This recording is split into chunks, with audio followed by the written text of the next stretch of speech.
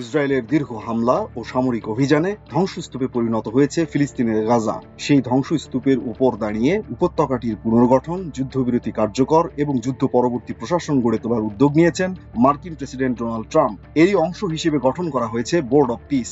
কিন্তু উদ্যোগটি যখন বাস্তবায়নের পথে এগোচ্ছে, ঠিক তখনই সামনে এসেছে বড় ধরনের টানাপোড়েন।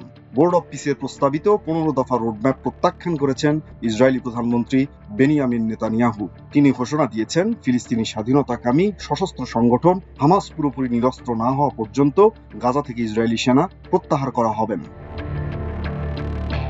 অথচ ট্রাম্পের পরিকল্পনায় হামাসের নিরস্ত্রীকরণের অগ্রগতির সঙ্গে সামঞ্জস্য রেখে ধাপে ধাপে ইসরায়েলি সেনা প্রত্যাহারের কথা বলা হয়েছে। তাই প্রশ্ন উঠছে, ট্রাম্প ও নেতানিয়াহুর এই প্রকাশ্য বিরোধ কি সত্যি দুই মিত্রের নীতিগত সংঘাত, নাকি গাজা ইস্যুতে এটি পরিকল্পিত রাজনৈতিক স্ট্যান্ডবাজি? কারণ গাজার ভবিষ্যৎ নিয়ে ওয়াশিংটন যখন শান্তি, পুনর্গঠন ও নতুন প্রশাসনের রূপরেখা দিচ্ছে, তখন মাঠের বাস্তবতা যেন সম্পূর্ণই ভিন্ন গল্প বলছে। গাজায় সামরিক অভিযান কমে এলেও ইসরায়েলি হামলা পুরোপুরি থামেনি।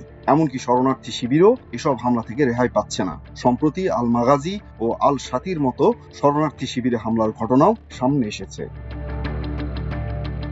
শুধু গাজা নয়, ফিলিস্তিনের পশ্চিম তীরেও একই সঙ্গে চলছে ইসরায়েলি দখলদারদের ভূমি নিয়ন্ত্রণ ও দখলের তৎপরতা।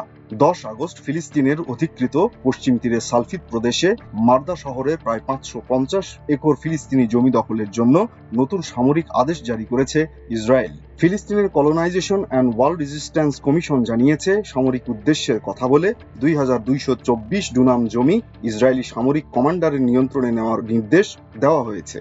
সেখানে যোগাযোগ বা পর্যবেক্ষণ স্থাপনা তৈরির কথাও বলা হয়েছে। অর্থাৎ একদিকে গাজা পুনর্গঠনের জন্য আন্তর্জাতিক অর্থ, নতুন প্রশাসন ও নিরাপত্তা কাঠামো তৈরির কথা বলা হচ্ছে, অন্যদিকে ফিলিস্তিনি ভূখণ্ডেই অব্যাহত রয়েছে সামরিক নিয়ন্ত্রণ, হামলা এবং ভূমি দখল। আর এখানেই ট্রাম্প নেতানিয়াহুর প্রকাশ্য বিরোধ নিয়ে সন্দেহ আরো ঘনীভূত হচ্ছে। কারণ ট্রাম্প রাজনৈতিক প্রয়োজনে একদিকে নিজেকে যেমন একজন প্রেসিডেন্ট হিসেবে প্রতিষ্ঠা করতে চাইছেন, যিনি দীর্ঘ যুদ্ধের অবসান ঘটিয়ে গাজায় শান্তি ও পুনর্গঠনের পথ খুলে দিয়েছেন, অন্যদিকে নেতানিয়াহুর রাজনৈতিক বাস্তবতা সম্পূর্ণ ভিন্ন। ইসরায়েলি জনগণের কাছে তিনি এমন কোন নেতা হিসেবে হাজির হতে চান না, যিনি হামাসকে পুরোপুরি পরাজিত না করেই গাজা থেকে সেনা প্রত্যাহারে সম্মত হয়েছেন। ফলে প্রকাশ্যেই নেতানিয়াহুর আপত্তি ট্রাম্পের উপর চাপ তৈরির লোক দেখানো কৌশল, এমন ধারণা ক্রমে প্রবল হচ্ছে। আবার ট্রাম্পও এই বিরোধকে ব্যবহার করছেন মধ্যস্থতাকারী হিসেবে নিজের অবস্থান শক্তিশালী করতে। আরো গুরুত্বপূর্ণ বিষয় হলো, নেতানিয়াহুর প্রকাশ্য প্রত্যাখ্যানের পরও ট্রাম্পের বোর্ড অব পিসের এক কর্মকর্তা জানিয়েছেন, পরিকল্পনাটি এখন কার্যকর এবং ধাপে ধাপে এর বাস্তবায়ন নিয়েও আলোচনা চলছে। অর্থাৎ প্রকাশ্য বিরোধ থাকলেও কূটনৈতিক প্রক্রিয়া পুরোপুরি ভেঙে পড়েনি। তাহলে কি এটি সত্যিকারের বিরোধ, নাকি একই লক্ষ্যে পৌঁছানোর জন্য দুই মিত্রের রাজনৈতিক স্ট্যান্ডবাজি? এমন প্রশ্ন ক্রমেই তীব্র হচ্ছে।